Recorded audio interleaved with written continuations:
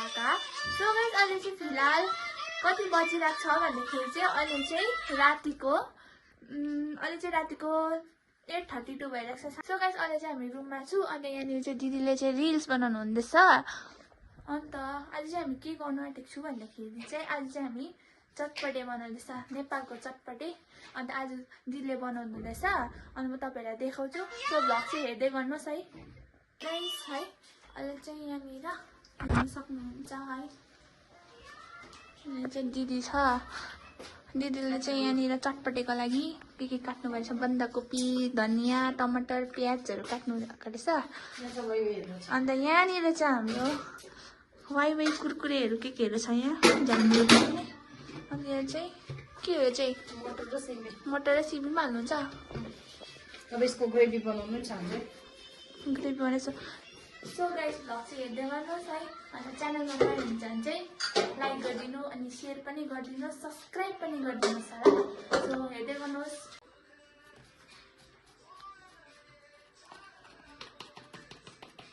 यसलाई के भन्छ यो बनाएकोलाई, मैदा आएकोलाई? यो यसलाई चटपटाको चाहिँ यसलाई उयो भन्छ सस। सस यसले। सो गाइस यहाँ चाहिँ विशाखाले चाहिँ चटपटाको लागि ग्रेभी बनाउँदैछ। यो ग्रेभीको चाहिँ हामी तपाईहरुलाई सिक्रेट बताउँदैनौँ, किनभने यो हामीले पनि सिकिरहेको, हामीले सिकायो भने तपाईहरु पनि आफै बनाएर खानुहुन्छ। त्यसले गर्दा यो चाहिँ हामी सिक्रेटै राख्छौँ।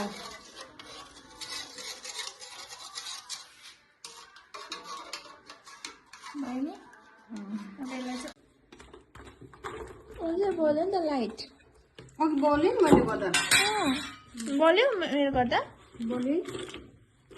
सो गाइस यस्तो दामी देख्दैछ, अब देख्दै खम लाग्यो। खुर्सानी चाहिँ तर कम्ती हाल्यो, अझै हाल्छु ल। हिजो त्यो यसमा सक्दिनँ, त्यसको काठो भइजान्छ चाहिँ सक्दिनँ। त्यो उसहरूको पिरो चाहिँ सक्ने दामी भयो छैन। यहाँ चाहिँ मैले दालमुट हालेको छु, कुरकुरे हालेको छु, अब वाइवे हाल्दैछु। सबै कुरा दिन्छु, मसला हाल्नुपर्छ। यो बेलामा के हुँदैछ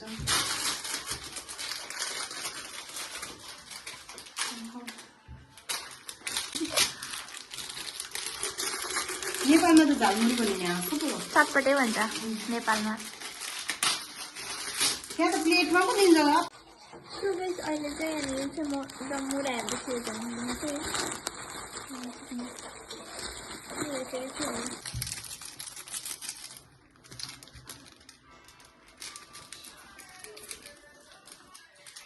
हाम्रो यो यस्तो भएछ, कलर यति पाएछ।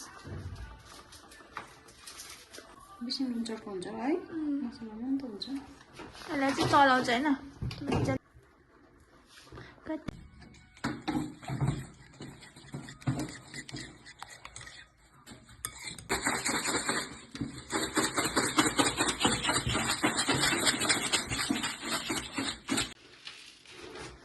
So guys, you can see here यस्तो दामी भइसक्यो क्या हेर न क्या दामी है।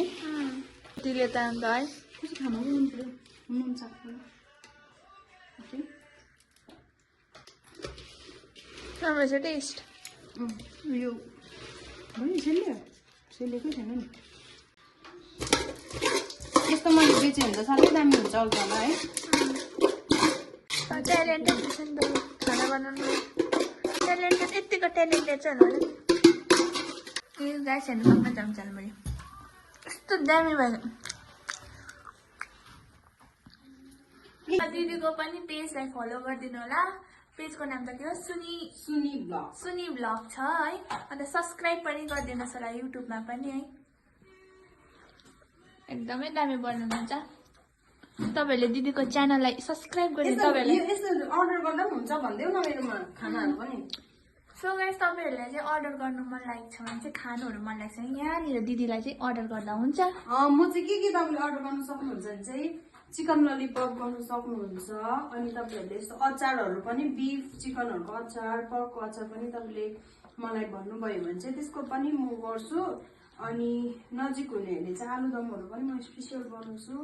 मैले बनाएको आलुदम कतिजनालाई मनपर्छ, सो तपाईँहरूले पनि। हाम्रो लोकेसन चाहिँ कहाँ भनिदिनु? हाम्रो लोकेसन चाहिँ छ near little pieces school Gangtok. त्यहाँनिर तपाईँहरूले इच्छा गर्नुभयो भने कमेन्टमा मेरो नम्बर माग्न सक्नुहुन्छ। तर तपाईँहरूले चाहिँ कोरियर गरेर आउँछ त्यो चाहिँ म होम डेलिभरी होम गर्छु। डेलिभरी गरिदिनुहुन्छ दिदीले चाहिँ हो। अनि यहाँ चाहिँ थाल पक्रेर बसिरहेको छु अन्त जानु मलाई। पर्कको अचार पनि बनाउन सक्छु, ग्रेभी अचार होइन खुट्टाको। तर हामी चाहिँ अलिक निकै टाढो छौँ। टाढोमा हेर्नेहरूले चाहिँ अब उयस गर्दा हुन्छ, कल गरेर है भन्दा हुन्छ के अर्डर गर्नु मन लाग्छ तपाईँहरूलाई। तर त्यो चाहिँ तपाईँहरूको एकदम कोरियर भएर मात्रै आउँछ है। गान्तोक जतिजना गान्तोकबाट हेर्दै गर्नु हुँदैछ तिनीहरूलाई चाहिँ एकदमै सुविस्ता छ। यहाँनिर दिदीले चाहिँ अर्डर गरिदिनुहुन्छ, बनाइदिनु पनि हुन्छ। तर जो चाहिँ एकदमै टाढोमा छ त्यसलाई चाहिँ अलिकति साह्रै पर्छ हो। हेलो, अब चाहिँ हामी खाना लागेको छौँ। यो चाहिँ चटपटा, म चाहिँ हातले खाना देख्छु। चटपटा होइन हौ, चटपटे हो। के को चटपटा? चम्चीले हामी चेस्ट गरौँ न अन्त।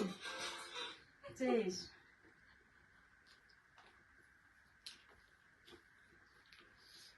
आज सोल्टिने चटपटे चाहिँ दामी बनाएको थियो। जस कहाँबाट सिकेर आएको सोल्टिने भनिदिनु त। नेपाल। नेपालबाट बहिनीलाई कस्तो लाग्यो? दामी?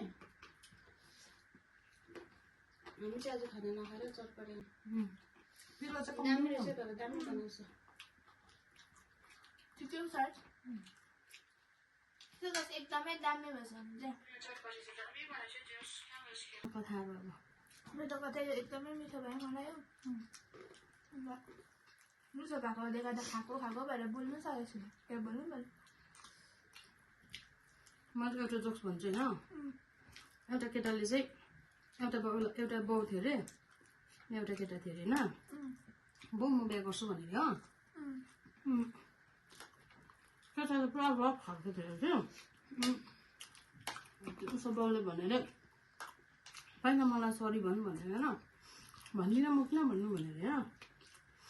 तैँले मलाई सरी भन्नैपर्छ भने भन्दिनँ अरे कि तिमी तेरो बिहा हुँदैन भनेर नि त क्या। भन्नु सरी नि त भनेर के अब तेरो बिहा हुन्छ नि। छोराले किन चाहिँ सरी भन्नु लाग्यो, मैले केही गरेकै छैन भनेर के। बाउले भने अरे बुढीले चाहिँ काम बिगाऱ्यो भने पनि तैँले सरी भन्नुपर्छ भन्ने अरे हो। अनि बुढीले त्यो ढुङ्गा छैन र पनि त्यहाँ ढुङ्गा छ भने तैँले हो है भन्नुपर्छ भनेर।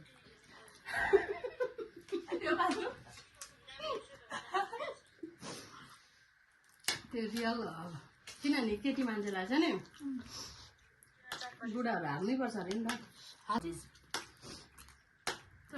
यतिहरूको त 30 ठाउँ जान्छौँ भने महँगै गर्नुपर्छ। सो गाइस हेर्नु भयो होला हामीले खाएको है। अन्त कस्तो भयो भ्लग चाहिँ कमेन्टमा भनिदिनुहोस् होइन। अन्त आजको झालमुरी चाहिँ एकदमै भन्दा एकदमै मिठो बनाएको छ दिदीले चाहिँ। अन्त एकदमै मिठो भयो। सो दिदीले चाहिँ खाइसकेर पनि जानु भइसक्यो बाहिर हो। अन्त मैले चाहिँ भर्खरै खाइसकेँ, हेर्नु सक्नुहुन्छ। तर मैले आधी चाहिँ खाइनँ, आधी चाहिँ उबारेँ हो। अन्त आजको भ्लग चाहिँ कस्तो भयो, अन्त तपाईँहरू चाहिँ च्यानलमा नयाँ हुनुहुन्छ भने चाहिँ लाइक शेयर एन्ड सब्सक्राइब गरिदिनुहोस्। अन्त आजको लागि चाहिँ यति नै। So tata bye bye, see in the next video. So bye by.